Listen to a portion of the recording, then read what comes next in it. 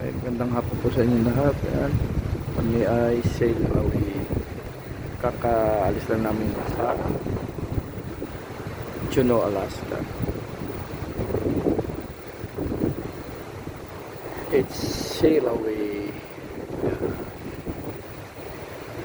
Medyo maganda yung dagat ngayon. Hindi gaanong mahalon. So makikita nyo yan. Medyo may